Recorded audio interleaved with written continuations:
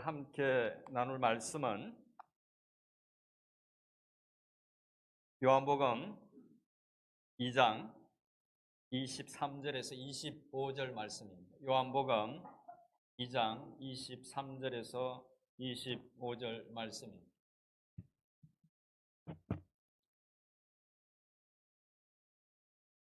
말씀을 봉독하겠습니다. 6월절에 예수께서 예루살렘에 계시니 많은 사람이 그의 행하시는 표적을 보고 그의 이름을 믿었으나 예수는 그의 몸을 그들에게 의탁하지 아니하셨으니 이는 친히 모든 사람을 아시며, 같이 읽겠습니다.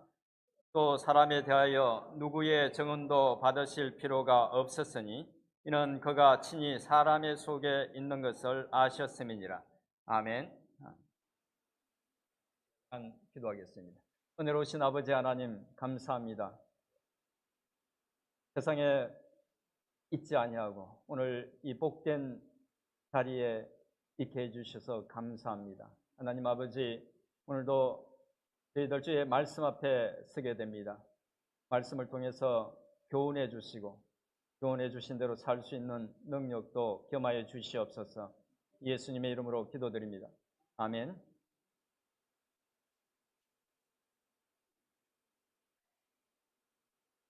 부활주일부터 지난 주일까지 주님의 부활과 또 부활하신 주님이 승천하시기 전에 행하신 몇 가지 중요한 일들을 살펴보았습니다. 이제 다시 요한복음 강해로 돌아가서 이어서 말씀을 나누도록 하겠습니다. 오늘 말씀은 앞에 나오는 내용과 깊은 관련이 있기 때문에 앞에 내용을 잠시 드리면서 본문의 내용에 대해서 간략하게 말씀드리고 또 세 가지를 좀 더 깊이 생각해 보도록 하겠습니다. 예수님은 공생의 동안에 두 번 예루살렘을 방문하셨습니다. 공생애를 시작하면서 한 번 방문하시고 공생애를 마치면서 방문하시고 그리고 나서 십자가에 돌아가셨습니다. 주님이 처음 제자들과 함께 유월절을 지키기 위해서 예루살렘 성전을 방문하셨을 때 주님은 그 예루살렘 성전이 돈 바꾸는 사람들과 또 재물을 파는 사람들로 인해서 마치 시장처럼 변해버린 것을 보시고 굉장히 노하셔서 노끈으로 채찍을 만들어서 장사꾼들과 파는 재물들을 다 성전에서 몰아내시고 성전을 정하게 하셨습니다. 그 사건은 사실 굉장한 사건이었습니다. 사람들은 종교 권력자들의 부정과 부패를 알았지만 어느 누구도 두려워서 감히 그들의 잘못을 지적하면서 도전하지 못했는데 주님은 홀로 하나님의 성전을 시장처럼 만들어버린 그 종교 지도자들의 부정과 위선에 정면으로 맞섰던 것입니다. 주님은 그렇게 성전을 정하게 하시고는 바로 그곳에서 천국 복음을 전파하시면서 병자들을 치료하시고 또 귀신을 쫓아내시는 그런 표적들을 그들 눈앞에서 행하셨습니다. 사람들은 주님의 그런 모습을 보고 특별히 주님의 행하시는 그 신비로운 표적들을 보면서 북쪽 갈릴리촌에서 온 예수님에게 큰 매력을 느꼈습니다. 그래서 많은 사람들이 23절에서 말씀하고 있는 것처럼 주님을 믿었습니다. 그런데 24절을 보면 예수님은 주님을 믿은 그들에게 자신의 몸을 의탁하지 않았다고 말합니다. 여기서 자신의 몸을 의탁하지 않았다고 번역하고 있는 이 말은 원어상 앞에서 많은 사람들이 그의 이름을 믿었다고 할 때 이 믿었다는 말과 같은 말입니다. 그래서 이제 그 믿는다는 뜻의 피스테오라는 단어를 이렇게 쓰고 있는데 이 단어를 각기 다르게 번역하고 있는 것입니다. 그래서 이 말을 이해하기 쉽게 직역하면 사람들은 예수님을 믿었지만 예수님은 그들을 믿지 않았다는 그런 의미입니다. 그러면 예수님은 왜 그들을 믿지 않았을까요? 본문 속에 두 가지 이유를 찾아올 수 있습니다. 첫째는 23절에서 말씀하고 있는 것처럼 그들이 표적을 보고 믿었기 때문이라는 것입니다. 표적을 보고 주님을 믿은 것이 무슨 문제가 될 수 있을까요? 어떻게든 주님을 믿으면 되는 것이 아닐까요? 요한복음 6장에 보면 표적을 보고 믿었던 사람들의 문제가 무엇인지를 알 수 있는 부분이 있습니다. 요한복음 6장 13절부터 15절의 말씀을 같이 읽어 보겠습니다. 시작.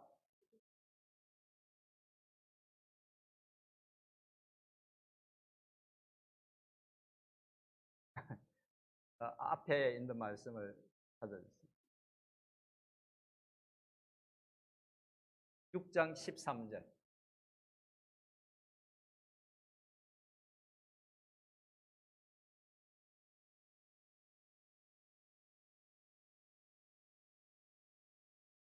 제가 읽어드리겠습니다. 이에 그분이 보리떡 5개로 먹고 남은 조각이 12바구니에 찼더라. 그 사람들이 예수께서 행하신 이 표적을 보고 말하되 이는 참으로 세상에 오실 그 선지자라 하더라. 그러므로 예수께서 그들이 와서 자기를 억지로 붙들어 임금으로 삼으려는 줄 아시고 다시 혼자 산으로 떠나가시니라. 예수님은 예수님께서 이 오병이어의 놀라운 표적을 일으키자 사람들은 예수님을 선지자라고 하면서 억지로 그들의 왕으로 삼으려고 했습니다. 그런 능력이면 이제 로마의 속국으로 있을 필요도 없고 또 자신들이 늘 걱정하던 먹을 것, 입을 것 그런 거 걱정하지 않아도 되겠다 싶었던 것입니다. 그런데 주님은 사람들이 자신을 왕으로 삼으려 하자 그들에게 전혀 생각하지 못했던 영생에 대해서 가르치기 시작했습니다. 당신이 생명의 떡이고 당신의 피와 살을 먹어야 영생을 얻을 수 있다고 말씀하셨습니다. 그들은 주님의 표적을 보고 주님을 자기들의 임금으로 삼으려고 했는데 전혀 예상 밖에 생각지도 않았던 그런 말씀을 하시자 모두 주님 곁을 떠나고 말았습니다. 그런 내용이 요한복음 6장 66절에 기록되어 있는데 같이 한번 읽어보겠습니다. 요한복음 6장 66절입니다. 시작. 그때부터 그의 제자 중에 많은 사람이 떠나가고 다시 그와 함께 다니지 아니하더라. 주님께서 영생과 천국 복음에 대해서 가르치시자 표적을 보고 믿었던 그 수많은 사람들은 주님을 떠났던 것입니다. 자신들이 기대했던 것을 얻을 수 없다고 판단하자 그간 주님을 따랐던 많은 사람들은 미련 없이 주님을 떠났던 것입니다. 결국 그들의 믿음은 피상적인 수준의 믿음이었던 것입니다. 예수님의 그 근위 있는 모습으로 성전을 정하시고 표적을 일으키시는 것을 보고 사람들이 주님을 믿었을 때 이미 주님은 그들의 믿음이 그런 믿음이라는 것을 이미 아셨던 것입니다. 주님이 그들에게 당신의 몸을 의탁하지 않았던 이유는 그들을 신뢰하지 않았던 이유는 그들의 믿음이 바른 믿음이 아니라는 것을 옳지 않은 동기로 믿는다는 것을 이미 아셨기 때문이었습니다. 둘째로 주님이 당시 주님의 표적을 보고 주님을 믿었던 사람들을 믿지 않았던 또 다른 이유는 24절과 25절에서 말씀하고 있는 것으로 주님께서 모든 사람을 아셨고 또 그들 속에 있는 것을 아셨기 때문이었습니다. 주님께서 인간이 어떤 존재인지를 아셨기 때문에 또 그들 속에 들어있는 것이 어떤 것인지를 아셨기 때문에 그들에게 자신을 의탁하지 않았다는 것입니다. 이 부분에 대해서는 나중에 좀 더 깊이 생각해 보도록 하겠습니다. 이상에서 본문의 의미를 간단하게 말씀드렸는데 본문은 짧은 말씀이지만 생각할 것이 많은 그런 말씀입니다. 그 중에서 오늘은 중요한 세 가지만 좀 더 깊이 생각해 보도록 하겠습니다. 첫째로 생각해 볼 것은 주님께서 단지 표적만 보고 믿었던 유대인들이 갖기를 원하셨던 올바른 믿음의 동기는 무엇이었을까 하는 것입니다. 주님은 당시 예루살렘에서 주님이 행하시는 표적을 보고 믿었던 사람을 신뢰하지 않았습니다. 그 이유는 앞에서 말씀드렸듯이 그들의 믿음이 바른 믿음의 동기를 갖고 있지 않았고 또 인간 자체가 신뢰할 수 없는 그런 존재였기 때문이었습니다. 예수님을 믿기는 믿었지만 주님에 대해서 전혀 몰랐고 또 잘못된 동기로 믿었기 때문에 주님은 그들을 신뢰하지 않았던 것입니다.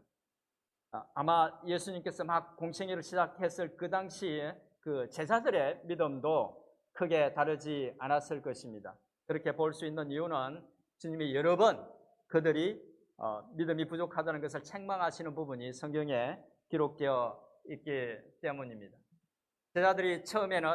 제자들도 처음에는 표적을 보고 믿었던 유대인들처럼 표적을 보고 주님을 따르기 시작했습니다. 하지만 제자들은 주님과 함께하면서 점점 성숙해져 갔습니다. 그리고 정확히 언제라고는 말할 수 없지만 어느 시점을 지나면서 그들은 잘못된 동기로 주님을 따르다가 실망하고 떠났던 사람들이 그 사람들이 보지 못했던 것을 발견했습니다. 그것이 무엇일까요? 요한복음 6장 67절 8절 60 요한복음 6장 67절 68절을 같이 한번 읽어 보겠습니다. 시작. 12제자에게 이르시되 너희도 가려느냐? 시몬 베드로가 대답하되 주여 영생의 말씀이 주께 있사오니 우리가 누구에게로 가오리까? 12제자들을 대표해서 베드로가 했던 대답을 보면 제자들은 떠난 그 사람들과 달리 주님께 영생이 있다는 것을 알았습니다. 그래서 그들은 주님을 떠나지 않았던 것입니다. 제자들의 믿음의 동기가 처음에는 주님의 그 표적을 믿고 보고 믿은 이들과 크게 다르지 않았지만 주님과 함께 지내면서 주님이 주시고자 했던 영생에 관심을 갖기 시작했던 것입니다. 물론 그때까지도 여전히 부족한 상태였지만 제자들은 바른 믿음의 동기로 이제 믿기 시작했고 또 바른 믿음의 동기를 갖게 된 그들은 주님의 은혜와 도움으로 마침내 바른 믿음을 갖게 되었던 것입니다. 예수님은 사람들이 이 땅을 살아가면서 단지 자신들이 필요한 것을 얻기 위해서 주님을 믿는 것을 원하지 않으셨습니다. 주님은 오직 당신을 통해서만 영생이 있다는 것을, 영생을 얻을 수 있다는 것을 사람들이 알고 주님을 믿기를 원하셨습니다. 이 사실을 통해서 우리가 생각해야 하는 것은 우리가 주님을 믿는 동기를 점검해 봐야 한다는 것입니다. 주님이 주기를 원하셨던 영생, 즉 구원에는 관심이 없고 주님을 믿음으로써 단지 이 땅에서 내가 필요한 것들을 얻기를 원한다면, 단지 주님을 믿음으로써 건강하기를 원하고 하는 일마다 잘 되고 다른 사람들보다 더 성공하기를 원한다면 그 믿음은 주님이 원하시는 바른 믿음의 동기로 믿는 것이 아닙니다. 예수님은 우리의 인정을 받기 위해서나 인기를 얻기 위해서 오신 것이 아닙니다. 정치적인 문제를 해결하기 위해서도 오신 것이 아닙니다. 그분은 우리에게 영원한 생명 주기를 원하셨던 것입니다. 그래서 오셨던 것입니다. 그리고 그 생명을 풍성히 누리기를 원하셨습니다. 그 생명을 주고 싶어서, 그 생명을 풍성히 누리게 하고 싶어서 주님께서는 십자가까지 지셨던 것입니다. 우리가 처음에 어떤 동기로 주님을 믿기 시작했던지 이제 신앙생활을 하면서 바른 믿음의 동기를 찾아가야 합니다. 영생과 영생을 주시는 주님께 관심을 가져야 한다는 것입니다. 왜냐하면 그럴 때에야 믿음을 얻는, 구원을 얻는 참 믿음으로 성장해 갈 수 있기 때문입니다. 그렇게 되기를 축원드립니다. 둘째로 생각해 볼 것은 인간은 도대체 어떤 존재이기에 주님이 믿지 않았을까 하는 것입니다. 아마 성경은 세상의 그 어떤 책보다 인간이 어떤 존재인지를 가장 잘 설명하는, 또 정확하게 설명하는 그런 책일 것입니다. 성경은 인간에 대해서 수많은 내용을 담고 있는데 몇 가지를 살펴보겠습니다. 먼저 이사야서 2장 22절을 같이 읽어보겠습니다. 이사야서 2장 22절입니다. 같이 읽겠습니다. 너희는 인생을 의지하지 말라. 그의 호흡은 코에 있나니 생활 가치가 어디 있느냐. 숨이 끊어지면 아무것도 아닌 존재라는 것입니다. 또 이사야서 40장 6절도 같이 읽어보겠습니다. 모든 육체는 풀이요 그의 모든 아름다움은 들의 꽃과 같으니. 풀의 꽃이 오래 지속되지 못하는 것처럼 인간도 그렇게 유한한 존재라는 말씀입니다. 또 야고보서 4장 14절도 같이 한번 읽어보겠습니다. 시작. 너희 생명이 무엇이냐? 너희는 잠깐 보이다가 없어지는 안개니라. 잠시 보이다가 없어지는 안개처럼 인간은 연약하고 그 삶은 짧기 그지없는 존재라는 것입니다. 뿐만 아니라 인간은 스스로 종종 대단한 존재로 착각하지만 사실은 할 수 있는 일이 그리 많지 않은 무능한 존재라는 것도 성경은 말씀하고 있습니다. 마태복음 5장 36절을 같이 한번 읽어보겠습니다. 시작. 이는 네가 한 트럭도 희고 검게 할 수 없음이라. 머리카락 하나도 희고 검게 할 수 없는 존재가 바로 우리라는 것입니다.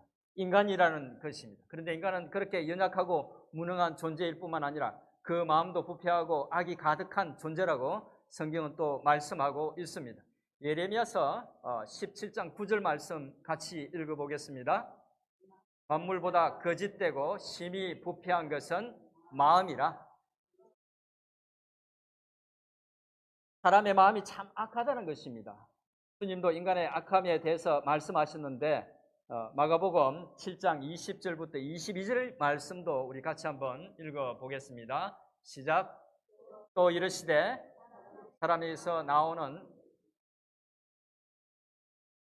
속에서 곧 사람의 마음에서 나오는 것은 악한 생각, 곧 음란과 도둑질과 살인과 간음과 탐욕과 악독과 속임과 음탕과 질투와 비방과 교만과 우매함이니 이 모든 악한 것이 다 속에서 나와서 사람을 더럽게 하느니라.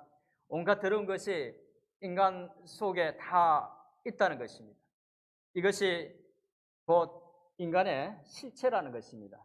인정하기는 싫지만 우리가 그런 존재라는 것입니다. 사람 앞에서 겸손하게 말하고 진실된 것처럼 착한 것처럼 말하지만 우리 속 마음이 그렇지 못하다는 것을 우리 자신도 잘 알지 않습니까? 주님은 인간이 바로 그런 존재라는 것을 아셨기 때문에 사람을 신뢰하지 않으셨던 것입니다. 인간이 연약하고 신뢰할 수 없는 악한 존재라는 것은 성경의 정언일 뿐만 아니라 또한 우리가 살면서 많이 경험했던 그래서 잘 알고 있는 사실이기도 합니다. 안타까운 사실이지만 담임 목회자를 믿었다가 상처를 받은 경험이 있는 분들이 이 자리에도 계실 것입니다. 또 담임 목회자는 아니지만 유명한 목회자가 정말 생각 밖의 일을 해서 실망했던 적도 많을 것입니다. 그리고 신앙이 좋다고 생각했던 사람들이 실족하고 넘어지는 것도 많이 보셨을 것입니다. 또 은혜 받았다고 성령 체험했다고 말하는 사람들이 실족하고 넘어지는 것도 많이 보셨을 것입니다. 그런 일들을 겪으면서 인간은 어느 누구도 믿을 수 있는 그런 존재가 못 된다는 것을 실감했을 것입니다. 사실 여러분 앞에서 이렇게 설교하고 있는 저도 낱낱이 말씀드릴 수는 없지만 성경이 말하는 나약함과 악함을 그대로 갖고 있습니다. 어떻게 표정이 진작부터 알고 있다는 표정인 것 같습니다. 아무튼 그래서 드리는 말씀인데 목회자로 저를 존중해 주시는 것은 감사하지만 절대로 저를 믿지 마십시오. 그렇다고 저에게 대놓고 김 목사를 믿지 않는다고 말하지 마십시오. 그렇게 말씀하시면 제가 크게 상처받습니다. 아무튼 인간은 언제나 넘어질 수 있는 존재고 또한 마음속에 악이 가득한 존재라는 것은 부인할 수 없는 사실입니다. 그리고 그 사실을 아는 것은 신앙의 아주 중요한 부분입니다. 왜냐하면 우리가 그런 절망적인 존재라는 것을 알 때 우리를 향한 주님의 사랑과 은혜가 얼마나 큰지를 알 수 있기 때문입니다. 이제 마지막으로 생각해 보고자 하는 것은 주님은 인간이 그런 존재라는 것을 아셨지만 그 인간을 사랑하기로 작정하시고 끝까지 사랑하셨다는 것입니다.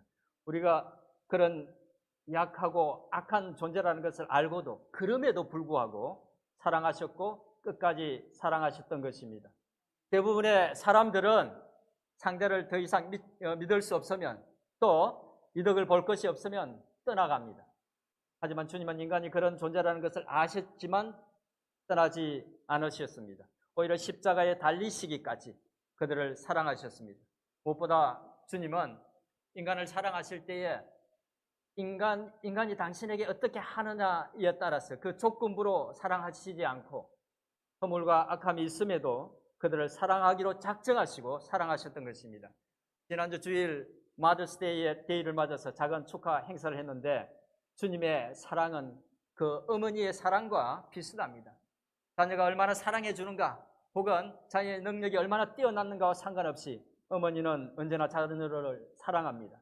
주님은 바로 그런 사랑으로 우리를 사랑하신 것입니다. 우리가 아무리 부족해도 어떤 상황에도 소망을 가질 수 있는 것은 바로 주님의 그런 사랑 때문입니다. 사랑할 조건이 있어서 사랑하는 것이 아니라 사랑할 만한 모습이 전혀 없음에도 불구하고 사랑하기로 작정하시고 굳은 약속으로 사랑하시기 때문에 우리가 그 사랑을 믿을 수 있는 것입니다. 우리가 지금 이 자리에서 주님을 예배하는 이유도 바로 그런 사랑을 우리가 받았기 때문입니다. 우리는 주님의 이런 사랑을 본받아야 합니다. 주님처럼 사랑하겠다는 의지를 가지고 하나님과 사람을 사랑해야 한다는 것입니다. 마음 가는 대로의 사랑, 아무나 누구든지 쉽게 할 수 있습니다. 하지만 의지를 동원해서 해야 하는 그런 사랑은 쉽지 않습니다. 때로는 영혼이 상하는 고통을 느낄 때도 있습니다. 그럼에도 불구하고 주님께서 의지를 가지고 사랑하셨듯이, 그래서 우리를 살리셨듯이 우리도 의지를 가지고 주님을, 우리의 생명이신 주님을 사랑하고, 또한 우리 곁에 보내주신 우리의 이웃들과 우리의 친구들을 사랑해야 합니다. 그렇게 되기를 축원드립니다. 이제 말씀을 정리하겠습니다. 주님께서 6월절에 예루살렘 성전을 정하신 후 사람들에게 천국 복음을 증거하시면서 여러 가지 표적을 보여주시자 많은 사람들이 주님을 믿었습니다. 하지만 정작 주님께서는 그들을 믿지 않으셨습니다. 그들을 믿지 않았던 이유는 그들은 신뢰할 만한 그런 존재가 아닐 뿐만 아니라 주님을 영생을 주는 구원자로 믿지 않았고, 또 자신의 필요를 채우고자 하는 그런 옳지 않은 동기로 주님을 믿었기 때문이었습니다. 말씀을 통해서 주시는 교훈에 비추어서 우리 자신의 신앙의 동기를 다시 한번 점검하면서 우리의 많은 허물에도 불구하고 사랑하기로 작정하신 주님의 사랑을 확신하고 감사하면서 그런 사랑 실천하기 위해서 애쓰는 우리 모두가 되기를 주님의 이름으로 축원드립니다. 주신 말씀 생각하면서 우리 한 1, 2분 정도 통성으로 기도하겠습니다. 하나님 아버지, 은혜로우신 귀하신 살아계신 하나님 아버지, 우리의 그런 허물과 부족함에도 불구하고 변함없는 사랑, 놀라운 사랑으로 사랑해 주시고 구원의 은혜를, 천국을 약속해 주신 감사합니다. 주님, 그 사랑을 의지하고 주께로 나아갑니다. 수많은 허물에도 불구하고 그 사랑에 있어서 소망을 가집니다. 주님 감사합니다. 은혜 베풀어 주셔서 감사합니다. 살아계신 하나님 아버지, 아무리 생각해봐도, 아무리 돌아봐도 그 은혜 받을 자격이 없는데 허물과 죄밖에 없는 저희를 하나님의 귀한 자녀 삼아주시고 영원한 생명을 주셔서 감사합니다. 하나님, 저희의 믿음이 바른 동기로 믿는, 그래서 날로 성숙에 져가는 그런 귀한 믿음이 될 수 있도록 도와주시고, 또 부르심에 합당한 삶을 살 수 있도록 늘 일깨워 주시고 인도해 주시옵소서. 예수님의 이름으로 기도드립니다. 아멘. 찬송가 313장 내 임금 예수 내 주여 찬양드리면서 준비한 예물 하나님께 드리도록 하겠습니다.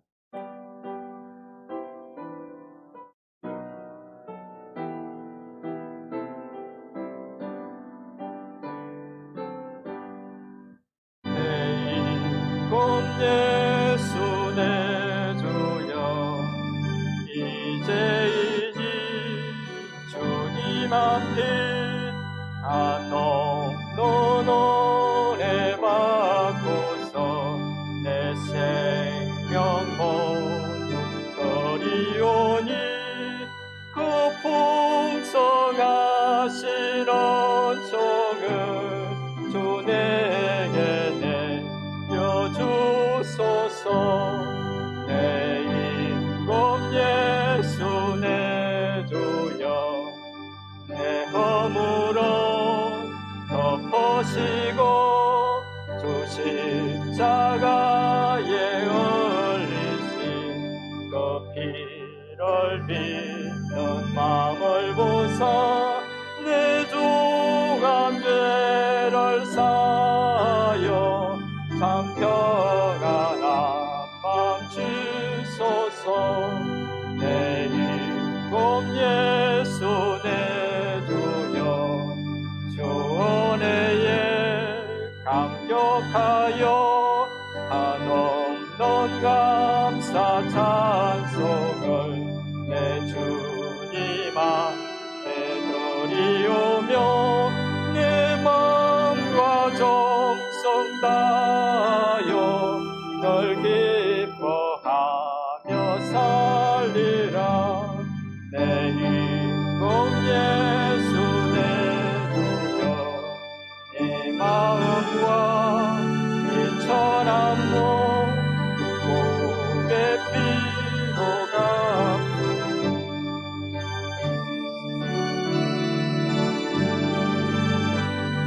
나 이제 살아 죽어나 주 뜻만 따라 살리라. 드려진 예물을 위해서 잠시 기도하겠습니다. 은혜로우신 하나님 아버지, 지난 한 주간 동안도 저희들 세상 가운데 살아갈 때 크신 은혜의 손으로 저희를 지키시고 인도해 주셔서 감사합니다. 주님의 그 은혜에 감사드리며 준비한 예물을 주님께 드립니다. 하나님, 정성껏 예물을 준비해서 드리는 이들, 저들의 건강을 지켜주시고 삶과 가정에 또 생업에 복을 다하여 주시옵소서. 하나님, 저희 교회를 지금까지 지켜주셔서 감사합니다. 사랑하는 성도들, 늘 주의 은혜를 사모하고 말씀을 사모하게 하셔서 날로 영적으로 더욱 성숙해질 수 있도록 도와주시고 하나님의 자녀로서 복된 모습으로 살아가는 저들이 될 수 있도록 은혜를 베풀어 주옵소서. 저희 교회가 늘 기도하는 것처럼 그렇게 말씀이 충만하고 성령이 충만한 건강한 교회가 되게 하셔서 이 지역에서 구원의 방주로서 역할을 잘 감당할 수 있도록 은혜를 대해 주시옵소서. 성도 간에 늘 사랑이 넘치게 하시고 서로를 위한 배려와 긍휼이 넘치게 은혜를 베풀어 주옵소서. 특별히 저희 교회에 새로 나온 성도들 함께 신앙생활할 때 주님의 첫사랑을 회복하게 하시고 기존의 성도들과 좋은 교제 가운데 지낼 수 있도록 은혜를 베풀어 주옵소서. 하나님 아버지, 저희 교회에 육신적으로 연약해서 어려움을 겪고 있는 이들, 또 인생의 환난을 당해서 어려움을 겪고 있는 이들이 많습니다. 주님, 저들을 불쌍히 여겨 주옵소서. 하나님의 능력의 손으로 저들을 붙들어 주시고 도와 주시옵소서. 아버지 하나님, 저희 교회가 이제 또 새로운 일꾼들을 세우기 위해서 준비하고 있습니다. 하나님, 마음에 합한 충성된 일꾼들을 뽑을 수 있도록 은혜를 더해 주시고 그 모든 일들 가운데 악한 사탄 마귀가 틈타지 못하도록 성령께서 지켜 주시옵소서.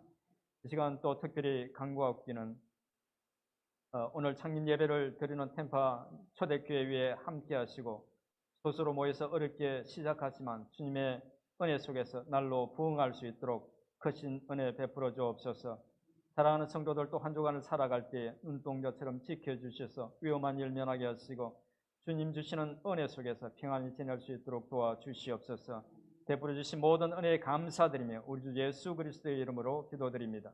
아멘. 아멘.